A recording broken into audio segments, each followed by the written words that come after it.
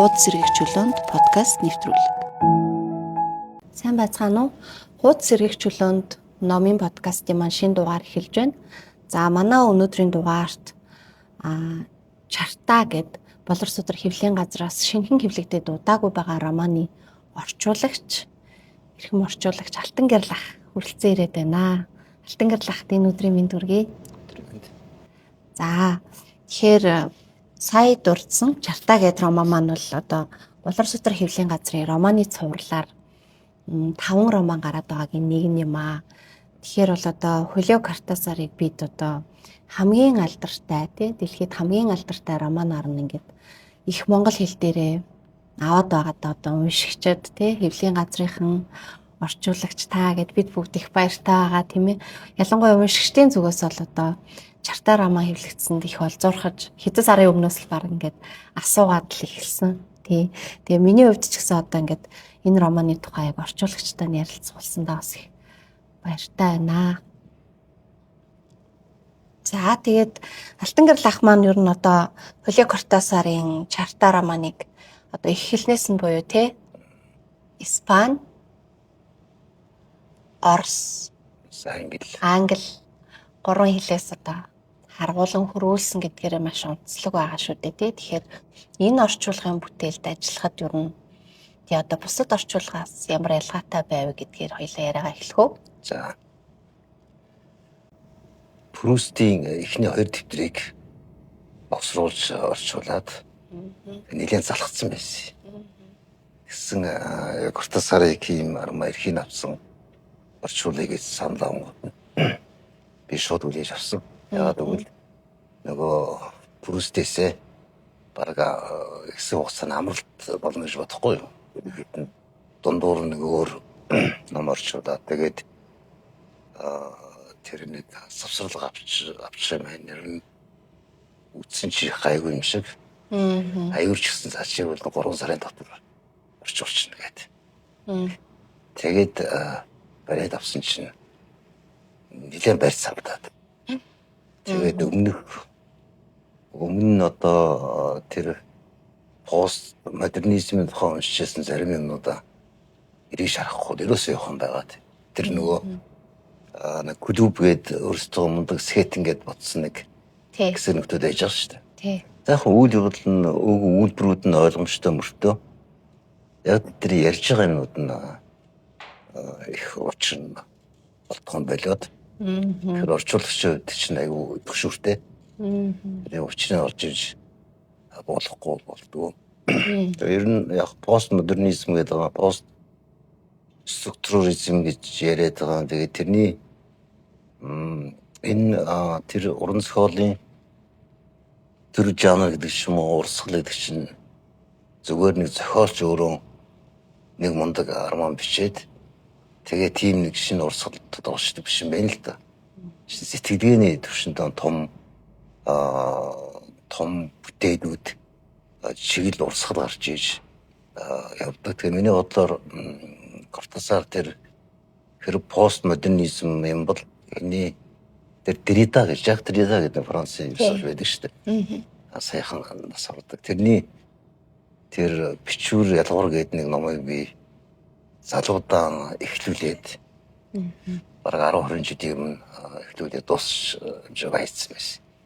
Тэгээ тэрнийг дахиж хараад яг тэр сэтгэлгээний төвшөнд нь энэ уран зохиол, урлаг гарч байгаа шүү дээ. Сүүлдээ уран барилга, хөгжим, бүр хуулийн хүртэл тэр постмодернизм гэдэг сэтгэлгээний явж явцдаг. Тэгээд үндсэн тэр би өөрийнхөө хувьд тэр нөгөө яг постмодернизмын тэр нөгөө Хайдегер хин тэр Гадамерийн тэр гэж байдаг шүү дээ. Тэднээс илүү хин Жак Derrida төстэй санагдсан учраас тэрнийг уншаа. Тэгээд ерөнхийдөө нэг баримжаа олж авсан л да. Тэр хүмүүсийнх нь яриад байгаа юм ер нь ямар учиртай юу чиглээд байгаа. Тэгэхээр баримжаатай болж тэгээд явсан.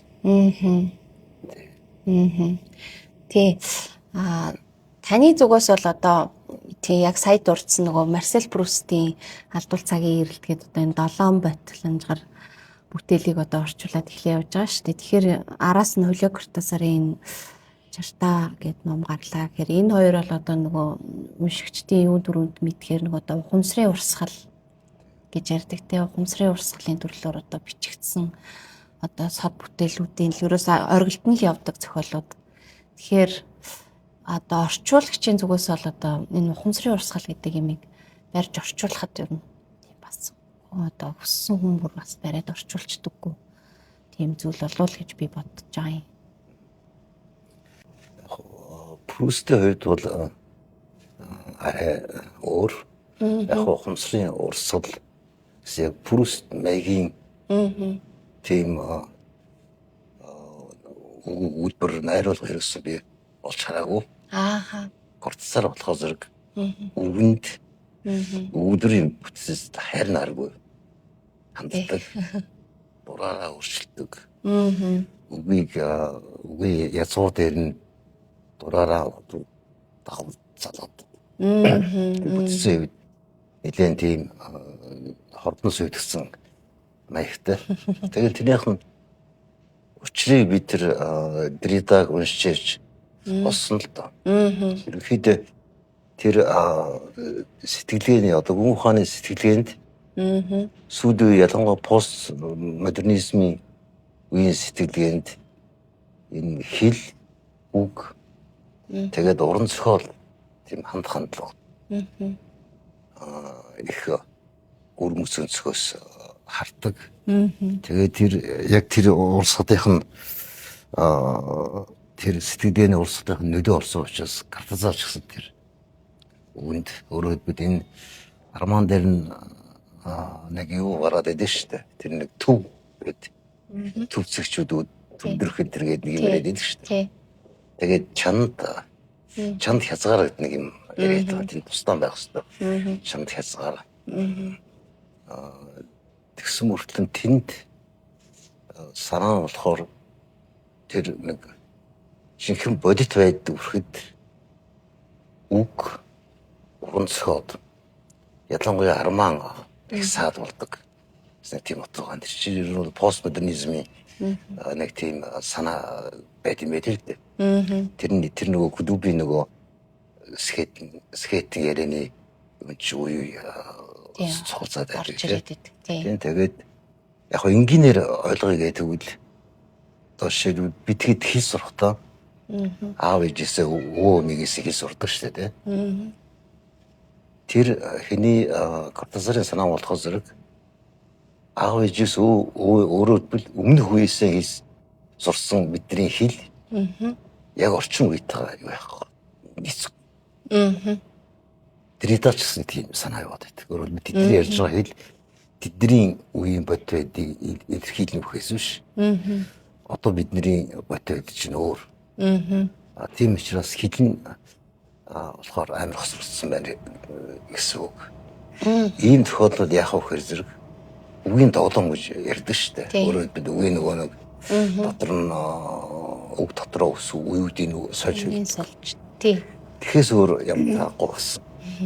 Тийм санаа. Тэг яваад байгаа. Гэтэ энэний ухамсарын урсгал гэдэгт яг энэ санааг бол яаж болно хамаатаж ойлгож болно. Гэтэ Кортасарч баахан тийм санаанууд дэвшүүлчээд тэрнийхээ шийдэл өөрийнхөө шийдэл ерөөс байхгүй шүү дээ тийм зүгээр дэвшүүлээд орхисон. Дэвшүүлээд орхисон. Тэр нөгөө lose end гэдэг нэг сүулт нь ингэж задгай юмнууд хомиж тайдмаа дээр тийм байхгүй. Тэр би орчууд дуусчаад юу гэж бодсоо гэхээр тэр Кортасарын өөрийнх нь зохиосон бахан зохиомл хүмүүсийн гар бишмэл юу уншаад байдаг шүү дээ. Тэр нь дандаа зохиомл. Тэгээд зарим нь тэр нэг утга ч юм уу, дистоп ч юм уу тийм хачин үсэл баримтлаа. Бодвол тэр өөрөөх нь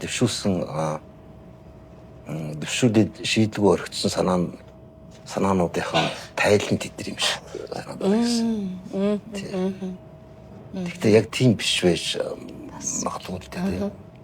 Гэхдээ ягаад тийм юмнуудыг оршсныг би ойлгохгүй байж байгаа сүйдэн тэгж бодохгүй. Тэмдэглүүд ихэнхдээ гар бичмэлүүд байдаг шүү дээ. Тийм. Зарим төчгээр нь бичиж оруулсан. Тэгээ дандаа зохиомл автортай. Зохиомл автортай. Тийм. Би ч гэсэн тэр хэсгүүд дээр бас нөгөө эднэр нь одоо яг юм зохиолчт юм уу тий?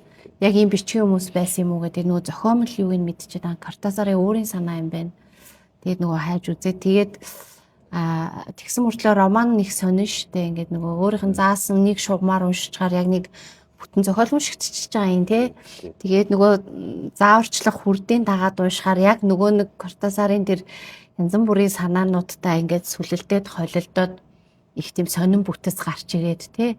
Хүн яг дунд нь маш их юм ингээд бодож эргцүүлмээр ядчил эн чинь ямар учиртай юм болоо гэд бодмоор тийм уншигчийн оролцоог одоо маш их ингэж яасан тий уншигчийн оролцуулсан ийм бүтээл одоо яг л нөгөө пост структурализм гэдэг одоо та сая дурдлаа тий хэл бичвэр зохиомж гэдэг одоо тий агуулга гэд бүх талаасаа одоо тийм энэ ерөөсө шин туршилттай өөр хинч бичээгүй тийм зоригтой тийм маш зоригтой тийм туршилтууд хийж тоглож үгээр тоглож тий хэлээр тоглоод ерөөсө одоо бүх юмар л ингээд юу яж чадсандаа бас энэ зохиол их онцлог байгаа шиг байгаа юм. Тэгээ одоо нөгөө бас ярьдагч нөгөө орчуулагчгүй романууд гэдэл бид нар ч бас аюур занахын нөгөө 85 сод хуурлаас анх анги дэвших тоглоом гэдэг нэрээр л залуу байхдаа анх сонсоод тийм байгаа тий. Өгүүлэг хэд хэдэн өгүүлэг орчуулагдсан байдаг. Тоглоом дуслаа гэдэг өгүүлгийн дүүрэн нөгөө дашин хувийн чимэгчийн орчуулгаар бас байдیں۔ Тэгээд нэг мерсер өгүүлэлгүүд одоо нөгөө бас аюур ах орчуулсан байхдаа эзлэгдсэн байшин. Тий. Тэгээд өгүүлэлгүүд орчуулагдсан. Яг роман бол ингээд анх таны орчуулгаар ингээд гарлаа. Нэрийн тухайд бас хоёлаа ярилцээ. Тэгээ хоёлаа ч гэсэн анх нөгөө нэрэн дээр ярьж ирсэн шүү дээ тий. Тэгэхээр бид нарт болохоор яг нөгөө анх аюур ах номод дурдсан байдаг болохоор одоо манай үеийнхэн дандаа нөгөө шууд анги дэвших тоглоом гэдгээр нь ингээд тогтоочихсан.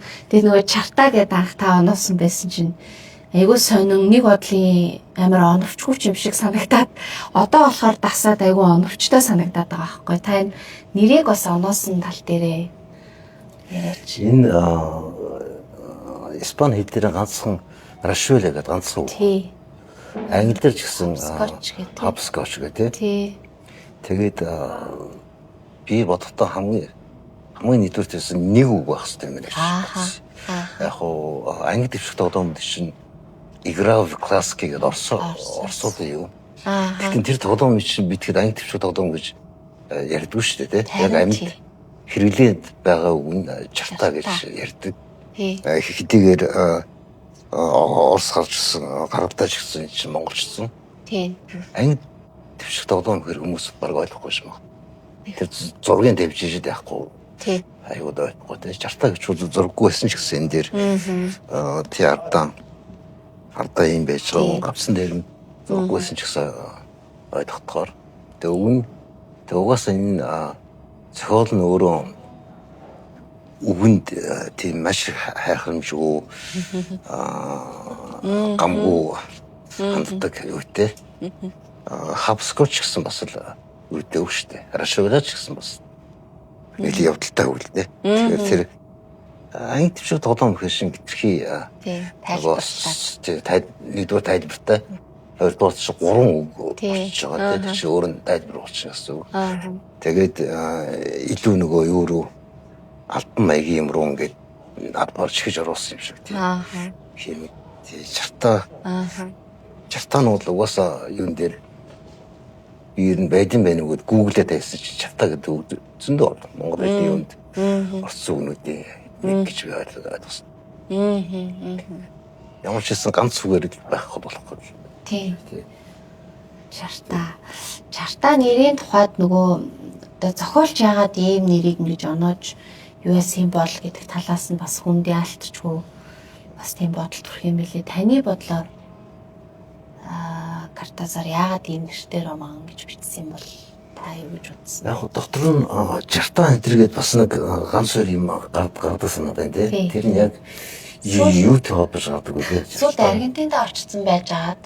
Хоёрдугаар Тий. дээр нүү. Тий. Тэгээд нөгөө нэг найз traveler дээр очиод нэг циркэд ажиллаж байгаад менеж нөгөө хайртай бүсгүйгээ алдснаас хойш бүр самуурд гүйцэдэж штэ. Тэгэхэд тэр хоёрдугаар хэсэг дээр нөгөө чартаа бас яг ингэж орж ирдэм бил.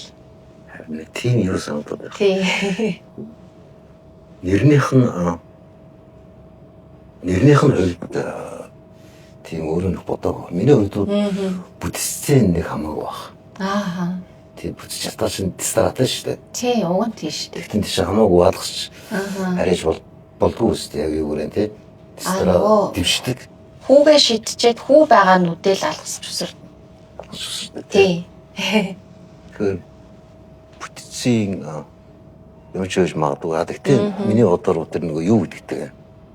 Илүү ерөөхдөө тэр явж байгаа юу чинь жартааны нүдгс нэг тийм өгдөг ш нөгөө төв гэж яриад байдаг шүү дээ. Тий. Ааха. Түүийг дахин өдрүүд кодыг өөрчлөх энэ төргээд нэг сонирхны юм яриад байдаг шүү дээ. Ааха.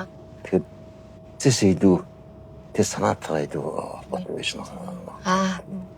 Тэгээд нэг чанд хязгаар гэдэг нэг юм байгаа. Тэр нь болохоор жинхэнэ бодтой. Тэгээд одоогийн бодтой талаас тэр нь арай өөр. Уран зохиол хэл яриа үл ер нь тэнд чанд хязгаарыг хүрэхэд маш их саад болдог. Яасан тийм санаагаар яваад байгаа. Тэгэхээр тэр өгүүлэмжтэй чартаа тэр тоглоомын дүрм их төвчж магадгүй.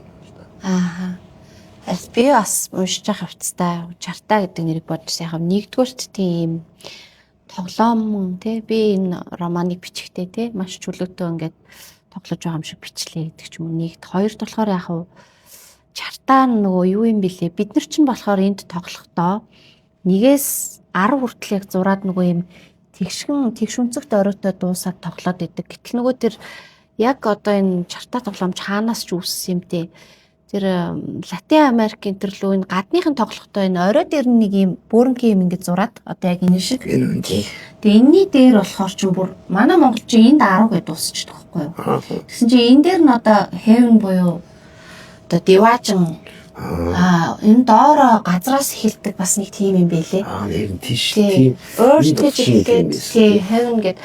Тэгээд би бодсон байхгүй энэ бас нэг юм амьдралыг зүүрлээд далд одоо символ утгаар чартааг оруулаад ирсэн. Яг тэр бас миний уран сэтгэмжч гэж магадгүй. Тийм байж магадгүй юм байна. Тэгээд одоо тийш дотор нь бас тийм байгаа шүү дээ. Харин тийм. Бас нөгөө тийм дэвшиг гэдэг. Тэр өөрөө бас яг тэрийг бас дурдсан. Тэг би яг тэрнээс хойш тэгж бодоод тэгээ би бодохгүй яг уран зохиол уншсараа зарим хүмүүс ч бас нөгөө хэтрүүлэн бодно гэдэг шиг би хэтрүүлэн бодсон ч магадгүй. Наад сайг магадaltaй.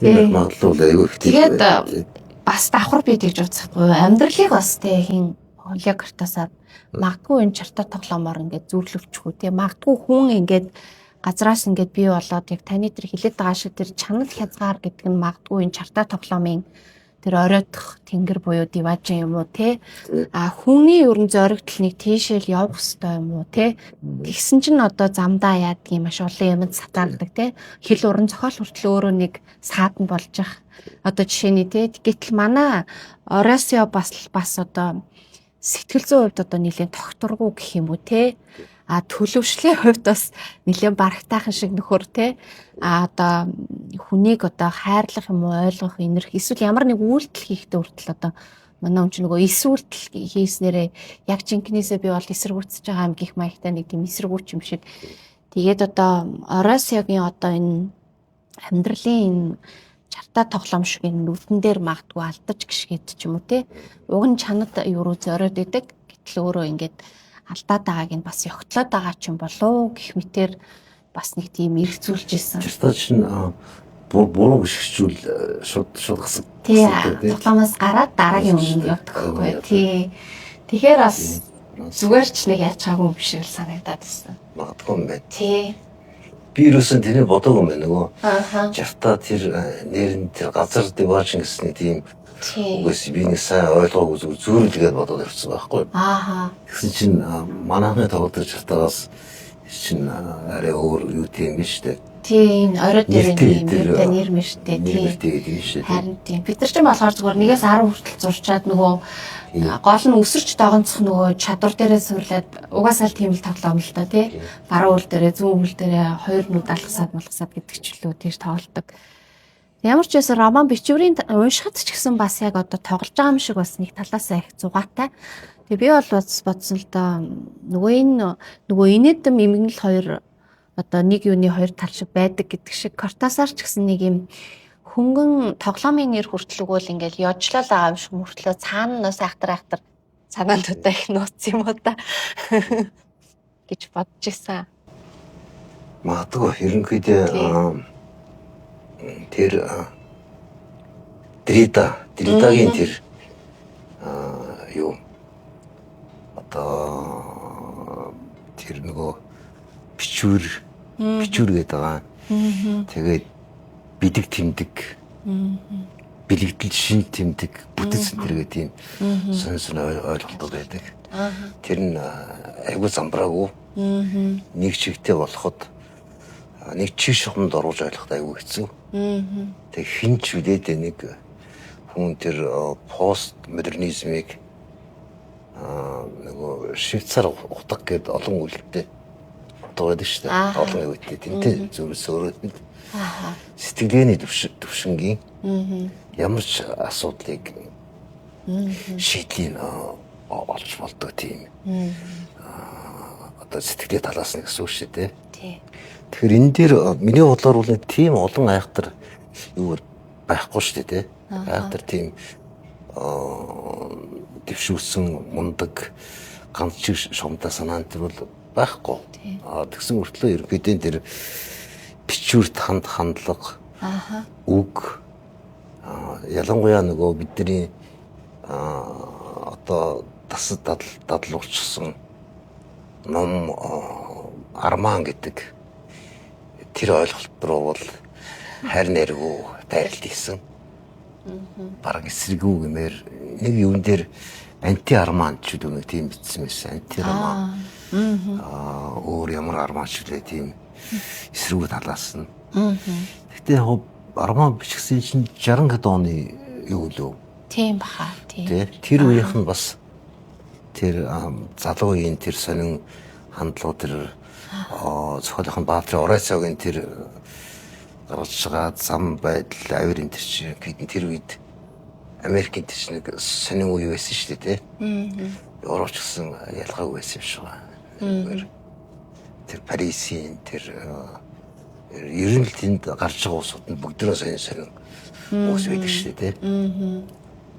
Тэгээд тэр Магус мага чигсэн өөрөө тэгээд тэр өөрсдөө тэр мундаг интеллектуал одоо сэхэднүүд гэж боддог хүмүүсээ хажуудаа нөгөөх нь болж байгаа юуг ойлгодоггүй алдартай тий. Тэрийг гэрээс ойлгодоггүй маш газарлаг тэгсэн үртэй энийхээ айгу сашгүй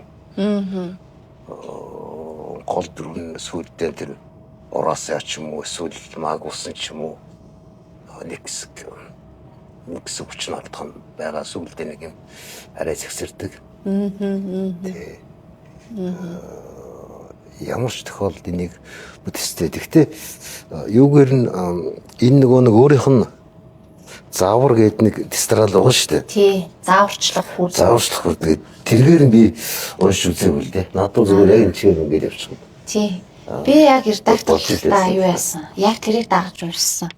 Ягаад тэгэхээр нөгөө ном маань яг л тэр бүтцээр нөгөө одоо тэр дарааллын сайн дагаж уншиж нөгөө бүлгийн бүтэн байдал яг юуг нь харахгүй болвол би нөгөө эхнээс нь ингээд уншичаар бас эргэж нөгөө тоонуудыг нягтлах болчиходсон болохоор яг тэрийн дагаад ястаа үсрээд ингээд уншчихсан. Тэгээд яг л өөрийнх нь хэлсээр 2 ном, магадгүй 3 ном гэмээр тийм бүтцтэй гайсан тий шал өөр тий.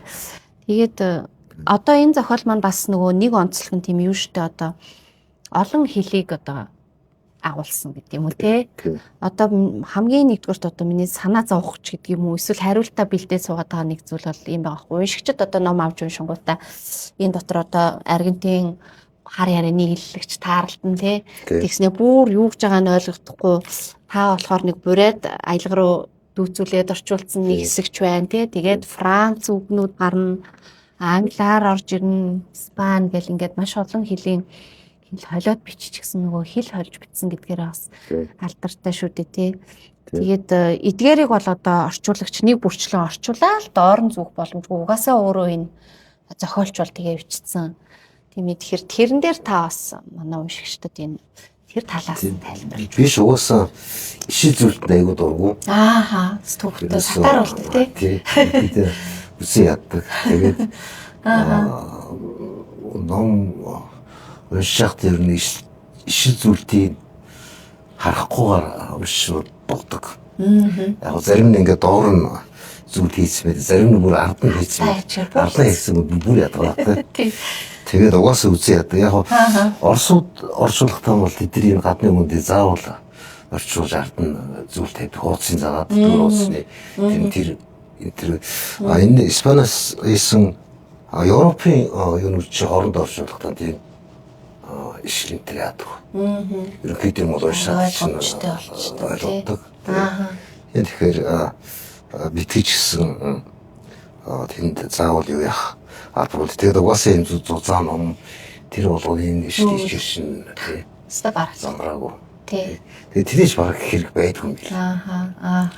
Тэр чинь нөгөө шинжлэх ухааны бүтээлүүд л тэгээд их сурвалжийн заадаг нь юу гэхээс биш.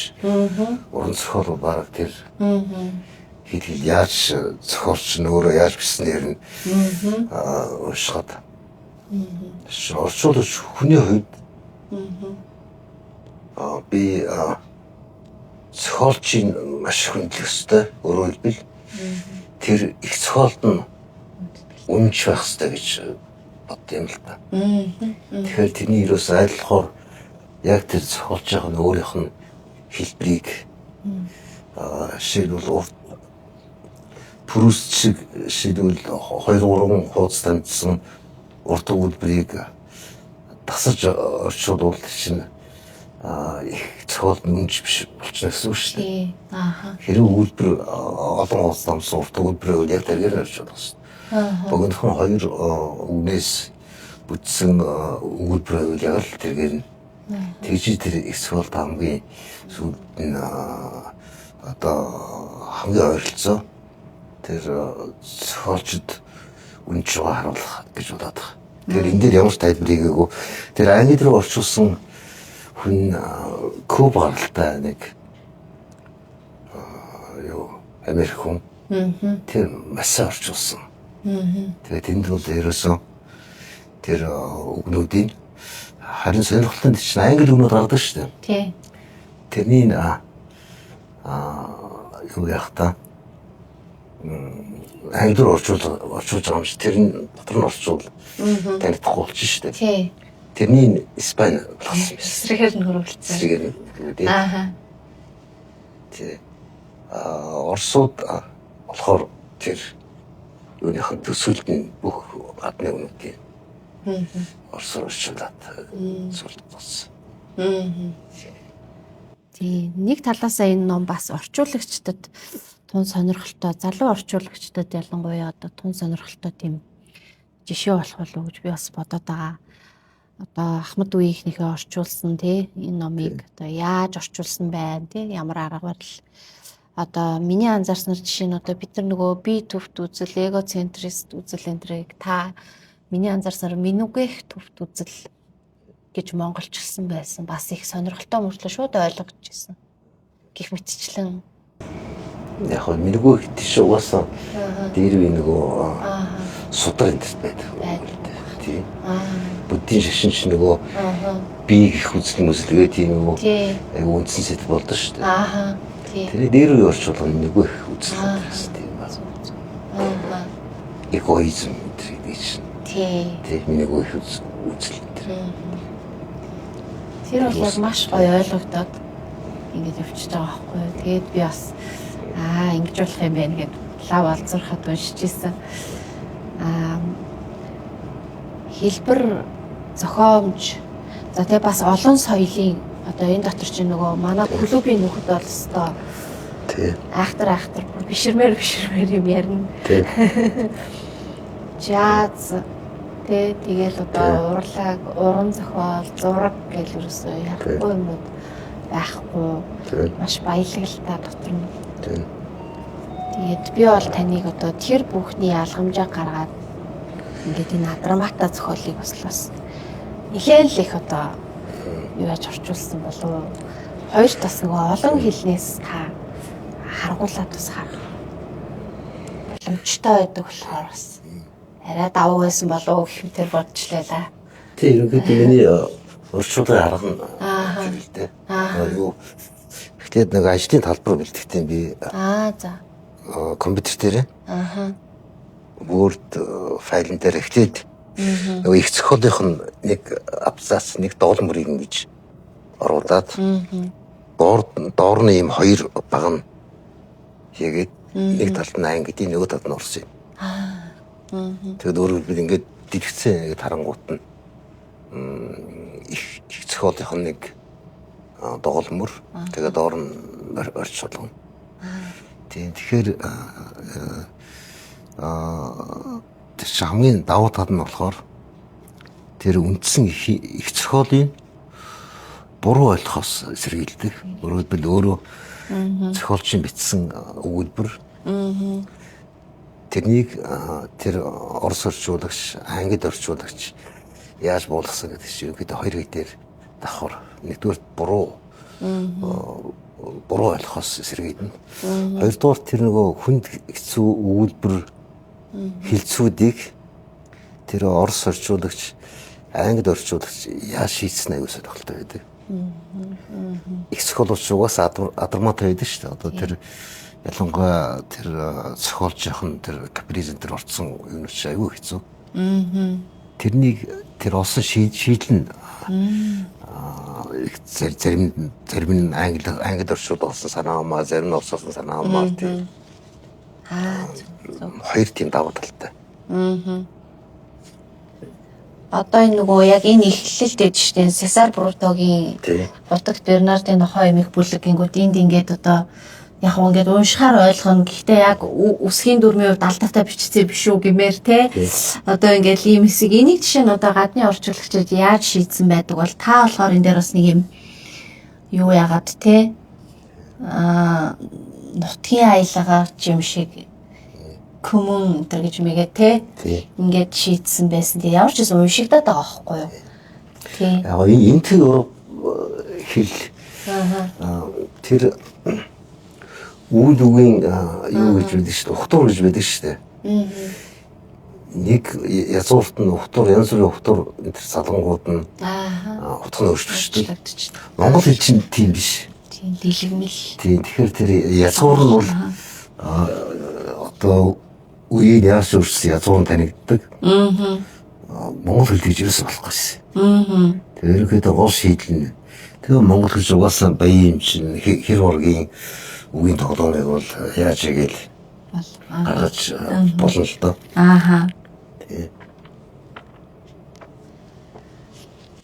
Тий би таныг бас тэгж боддог байхгүй нөгөө орчуулагч ч одоо өөрсдөө янз бүрийн арга барилтай байдаг шүү дээ. Одоо нэг одоо нийтээрээ хэрэгэлдэг үгийг одоо өөрөөр оноож өгөх ч юм уу тий орчуулагчдаас тийм ирэх байдаг тий. Одоо таны минигвэх төвт үзэл гэдэг шиг одоо хуучин Монгол одоо судрын юунаас ингээд оруулж ирдэг ч юм уу. Тэгэхээр орчуулагчид нэг талаараа бас яг нөгөө хэл гэдэг юмтай маш нэгтэй оройс харьцаж идэг учраас хэлэнд одоо жирийн магадгүй зохиолчдоос ч илүү те их өөрөөр ханддаг тийм хүмүүс тэгээд өөрсдийнхөө хэл найруулгыг ч гэсэн бас ингээд аль болох хадгалж яг нөгөө редактор хийхээр бас яг орчуулагчтай тулахаар ингээд мэдрэгддэг байхгүй те. За энэ хүнийг ийм хэлтэй хүн юм байна те. Энэ хүн одоо үүнийгээ ингэж хамгаалж ин гэдэг ч юм. Тэр таныг бас би тэр монгол хэлнийхээ аюуг бол одоо энэ яндшгүй баян байдал гэдэг. Бид нар ч одоо хэлний асуудлыг бас их чухалчилж ярьдаг болсон тий. Хэлээ хайрлах, хэлээ хамгаалах. Хэлээрээ цаашдаа өөрсдийнхөө одоо энэ тусгаар байдлын маань бэлэгдэл гэдэг ч юм уу. Энэ талаас бас таны хэлэн хандах хандлага өрнө.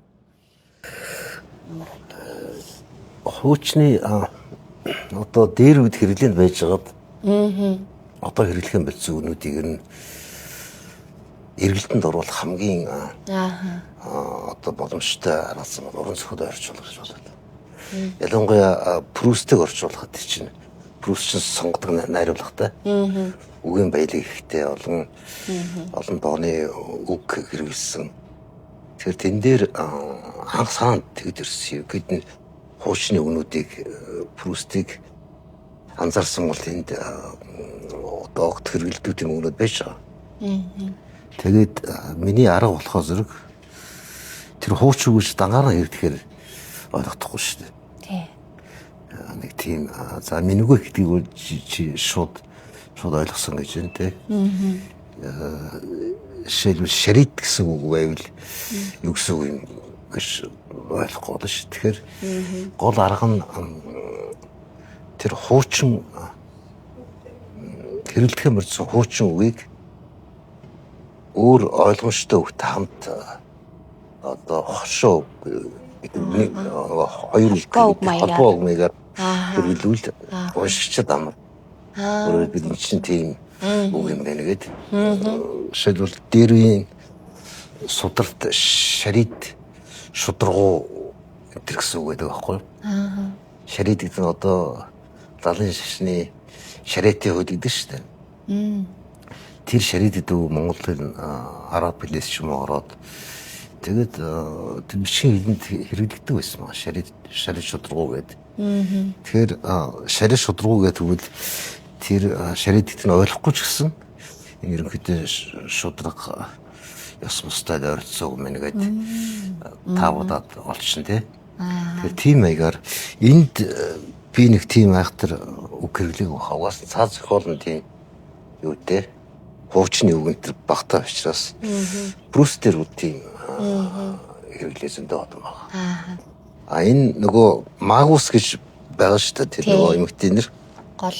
Эн чинь юу нь болохоор Испандэр ла мага тийм. Англиарчсан лама гэдэг чинь нөгөө артикл шүү дээ тийм. Энэ Европ энэ нөгөө арман хэлний тэр артикл айгуу тийм чухал үүтэй. Оросдоор бол зүгээр мага гэдэг орчуулсан. Орос хэлний артикл байхгүй учраас.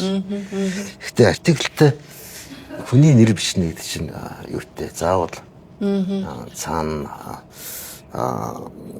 утга учир байгаа одоо жишээлбэл юуны Нидерландын нийслэлийг бид нар гаг гэдэг шүү дээ. Тэс Нидерланд хэлээр Дин хаг гэдэг урталтай юутэй.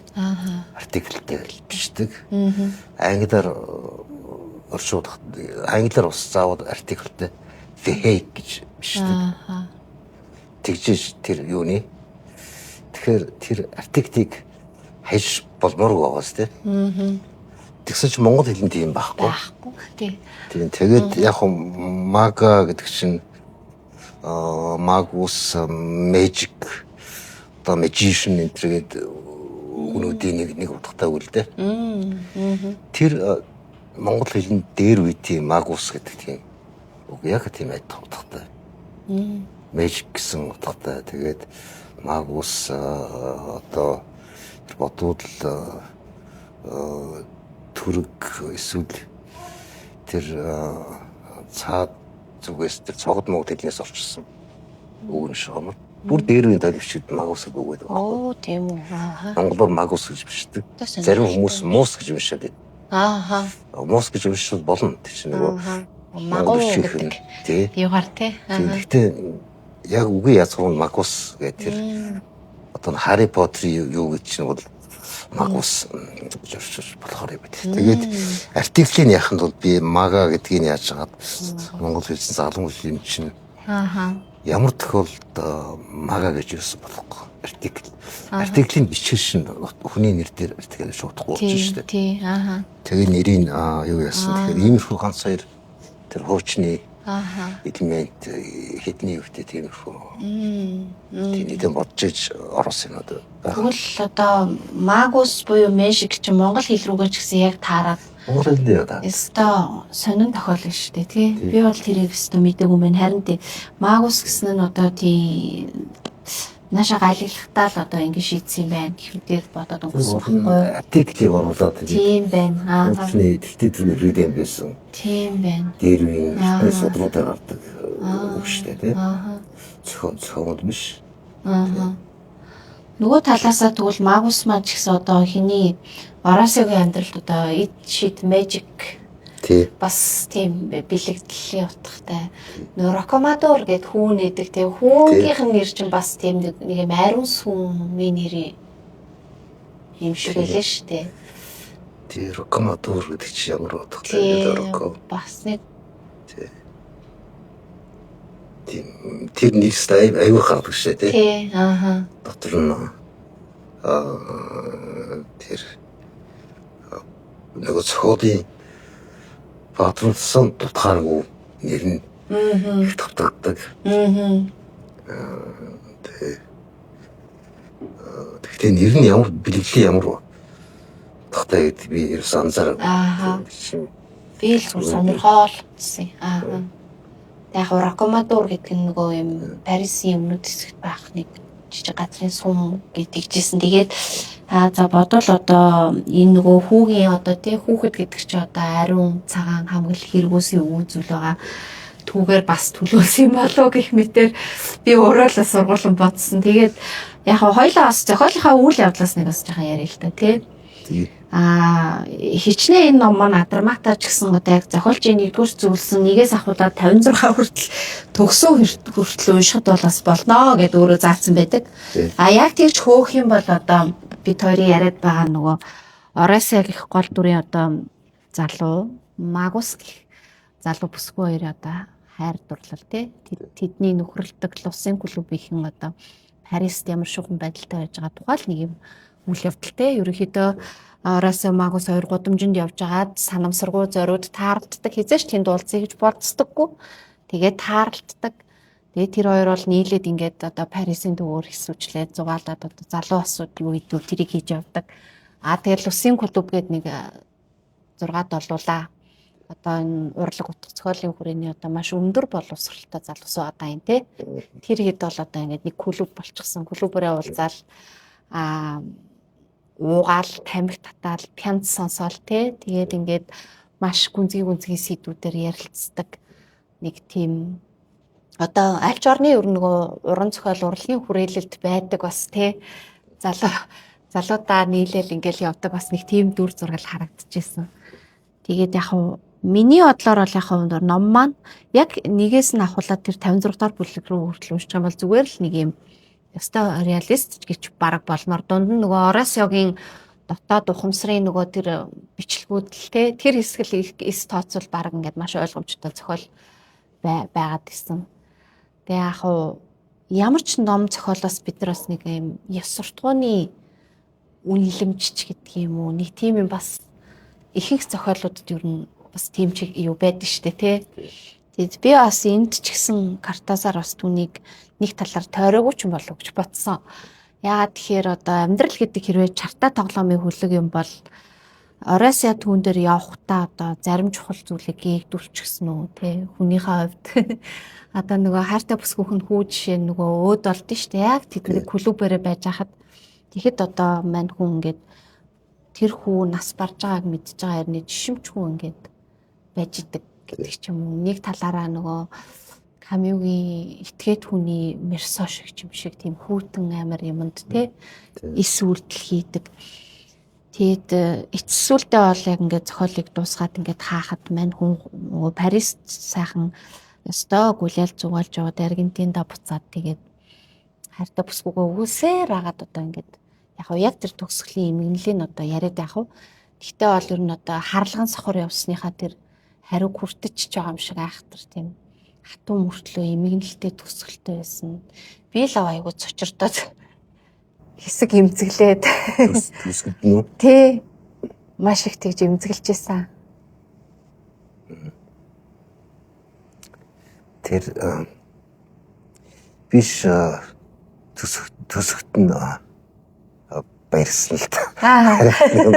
Дуслаа гэдэг.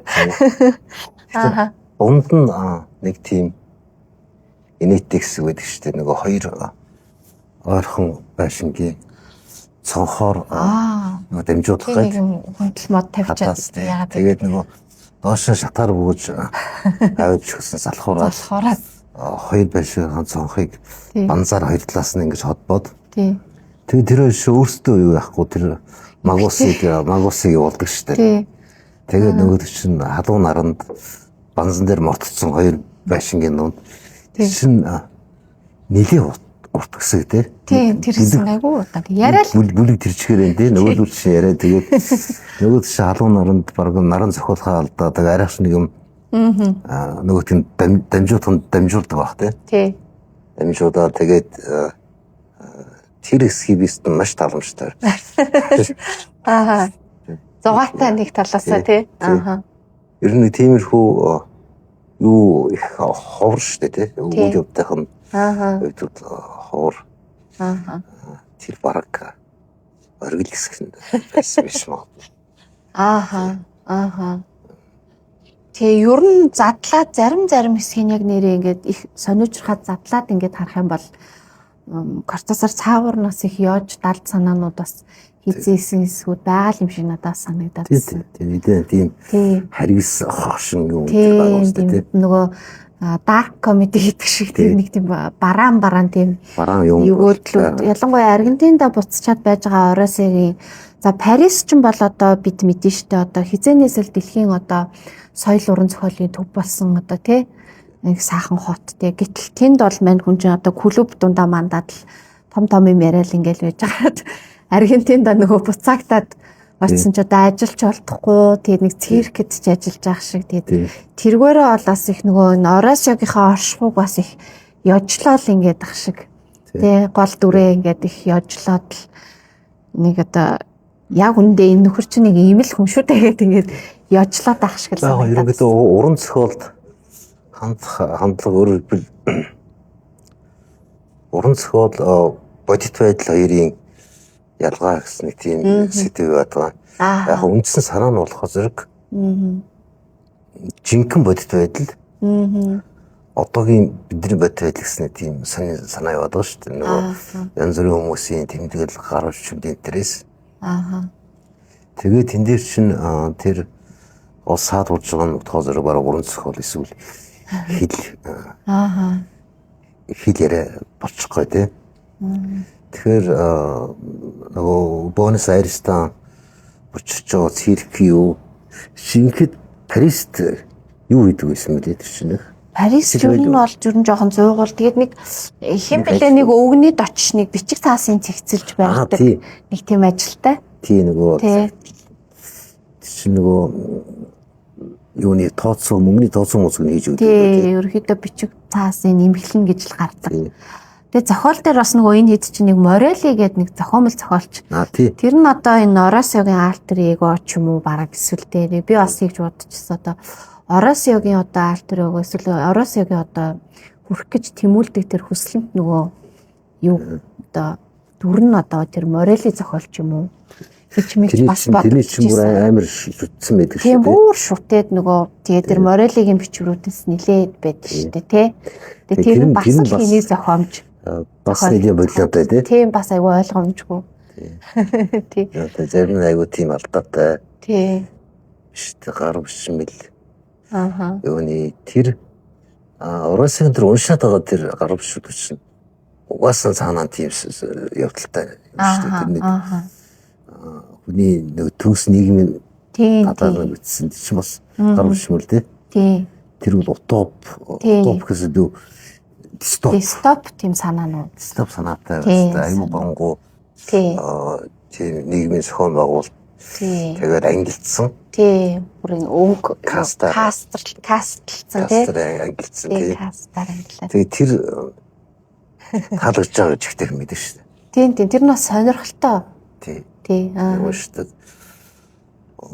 Морелиа уу, Морелина уу? Тийм, Морелиана. Тэр чинь нэг загтлын ушаад тэр хүнтэйгээ очиж уулздаг гэдэг үү? Тэр хүн чинь нөгөө нэг гудамжинд нэг хүн шинт хариулцдаг. Луфиас жоохон баг. Тэгээд очиод ингээд юу яасан чинь нөгөө шүтдэг зохиолч Морелиана. Морели буюу эргэж танихгүй хүн. Тий. байдаг шүү дээ. Машин дариулаад. Тийм. Тэгээд тэр байхгүй эмнэлэг твцээ гурна клубийнх чинь гэр мөрд нь очиод бас тэгээд тэр үндсэндээ тэр нөхрийн тэр дистоп зохиолын юг олж аваад уншаад тахшгүй. Тэгэхээр энэ ном бас нэг талаасаа зохиол дотор тийм нэг бичил зохиолтой тий. Зохиол дотроо бас юм зохиолтой гэж болно. Харин өөрөө айгүй олон зохиол гэж яриад байгаа шүү. Тийм олон зохиол. Энэ бол олон зохиол гэдэг тодорхойлоо. Тэгээд эн чинь юу би яг тэр өөрийнх нь зохиолч байгаа нь яасан дистрагаар уншиж үзээгүй л дээ. Эсвэл хөр. Ингээд нэр нь уншихаар нэг зохиол. Яг индустриалаар уншихаар нэг зохиол. Болох юм байна гэж төсөөлж ирсэн. Нэг дараад нэг уншиж үзээгээд. Тэгсэн чинь дотор нь нэг бүлэг хоёр үйл явдлыг нэг юм толцсон нэг бүлэг байгаа шүү дээ. Нэгийг нөгөө италикаар бичсэн. Тий. Нөгөөх нь зүгээр жирийн үгээр. Тий. Тэгээд айгуу сонин. Нэг мөрөөр нь ингээд эхний мөрөн зүгээр энгийнээр хоёр дахь мөрөн италикаар яваад. Тэгээд тэрийг уншихаар самбраагүй юм. Тий. Эхлээд тэр нөгөө жирийн мөрүүдийг уншихаар нэг текст болдог. Тий. Дараад нь италикийн зөвхөн италикийг уншаад ингэж яадаг. Тий. Тэрнийг яах гэж бист махаа хийсэн байхгүй. Орчуулах тул гайгүй. Тэр хоёр өөр тэр бүлгийг нэг болгоод тэг мөр хооронд нь ингээд содбол ажиллаж шин. Тий. Толгой эргээд хавчин байсан тий. Би бас анхуурч байхдаа нөгөө Word-ийн маань юу нэгээд гажигтаад үгнүүдийг заримдаа нэг үг мөг өсөрцөн байдаг ш дундаасаа. Тийм юм болцсон байх гэж бодсон чинь үгүй уншаадсэн чинь яг ингээд тэг ялгааг нь ойлгосон байхгүй. Яг танаас асуух гэж хэлсэн чинь учрыг гинт ойлгоод энэ чинь юм юу энгийн фонтоор бичсэн ингээд ингээр юм байгаа юм ш тэгээд. Тэгэхээр энэ номын үндсэн санаа бас тийм шүү. Өөрөөр хэлбэл тэр өөрийнх нь бичсэн тэр хүрд гэдэг байгаа шүү дээ. Тий. Зааварчлах хүрдний тэр зааварчлах бүр дээр давар тэрний даван шүү шал өөр болох юм шиг юм билээ. Тэгэхээр энийг тэр юуг нь хийхэд бүтцийн зохиомж гаргахад бол айгүй хугацаа орсон баг. Тэгээд тийм төлөвлөчөөд бичнэ гэдэг чинь амар гэсэн шүү дээ. Тий шүү дээ. Чи хоёр янзаар бич таарна. Эсвэл нэг бичээд нөгөөдгөө тэр өөрийнхөө зааварчлах хүрдний дагуу бичээд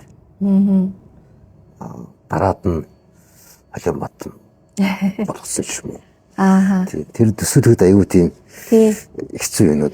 Би бас тийж утсан. Гол үйл явдал угаасаа энэ үндсэн нөгөө Магус Оросиотой нөгөө гол үйл явдлаа биччихээд тэр янз бүрийн зүүмэл хэсгүүдийг ингээд яачаад дараа нь минь хүн ингээд заавчлах бүрд зохиогоод ингээд дугаар муугаар тавиад зү нөгөөдхөн дээр чинь тоогч наадаж өгсөн юм болов. Айгуу сонирхолтой Кортасарын шийдэл бол нэрэн бүр ингээд ерөөсөө санаанд оронгүй тий. Яг тэр хэсгийг таасаа онцлоод ярьдаг нь бас сонсож байгаа хүмүүст айгуу сонирн байх бах. Тэр хэсгийг хайж олж уушаарай гэдэгхгүй юу. Тэгээ айгуу сонирхолтой сонирн байсан. Маш адармаатай тий. Адармаатай. Тий, үнэхээр адармаатай. Тэгээд ямар ч байсан гэхдээ би сүулдэ ингээд бол Кортасарыг гэхдээ маш их тийм маш энэ зохиолыг уншихаар нэг тийм одоо тийм өөр нинжин сэтгэл бас ингээд айгүй ингээд яхаар нинжин сэтгэлийг бас хүндөхөөр ном байлээ. Одоо үйл явдал талаасаа гэх юм. Тэр бичвэр зохиомжийн арга хэлбэр тэр адрмааныхаа цаана бас үндсэн зохиолтой тийм ахтар нарийн тийм хүний сэтгэлийн намдын өгсөн. Имэгэлтэй тий.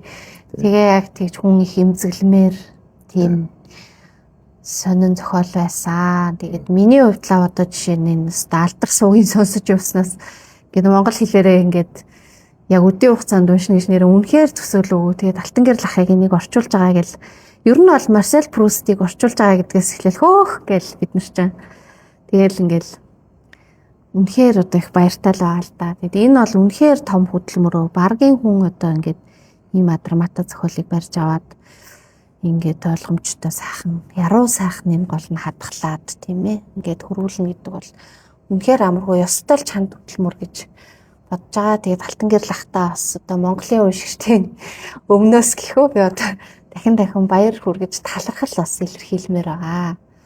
За тэгээд мөн болор судар хэвлэлийн газраас Марсель Прустийн алдуул цагийн эрэлтийг одоо таны өрүүлгээр бас гаргаж байгаа шүү дээ тий. Одоо 2 дэвтэр нь гарцсан. 3 дахь нь төгсөж байгаа юу? Одоо 3 дахь нь барьц авсан явж байгаа. Ааха.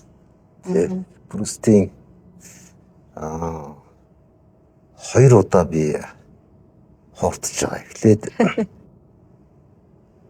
ихний ботыг орчуулж байхдаа за нэг ботыг ямар ч гэсэн орчуулчихвал дараагийн бот намархан болчихоо гэж бодохгүй. Тэгээд ямар ч гэсэн нэгийнх нь ард нь гарчаад за одоо бол өстой гэлцуурна гэж бодсон чи хоёр нь яг адилхан. Тэгээд хоёрын за ямар ч байсан хоёр битэн оршуулсан багтууд ямар сайндаа одоо 3 дахьаас эхлээд амархан болохоо гэж бодсон чинь бас адилхан. Тэгэхээр их удаа хэлж байгаа хэдийд дуусах юм мэдэхгүй. Тийм бас нэг дэвшүүртэй юм болох зэрэг Прустийн тэр батууд нь дараагийнх нь улам зузаан болоод дарсан. Тийм хойшоо зузаараад эсвэл санаад байгаа даа ч юм уу тийм. За ингээд өнөөдөр бидний хуудас зэрэгчлэнд подкастт маань орчуулагч Алтан гэрэл ах маань хүрэлцэн ирж өөрөө орчуулсан одоо энэ дэлхийн уран зохиолын за одоо энэ ухамсарын урсгал болоо постмодернизмын нэгэн сод төлөвлөл яахын аргагүй болсон энэ Чартаа хэмээх романы тухай орчуулгын бас ажил хөдөлмөрийнхөө тухай сонирхолтой яриа өрнүүллээ. Танд маш их баярлалаа. Таны одоо цаашдын орчуулгын болоод бусад ажил үйлсэнд өндөр амжилт хүсье.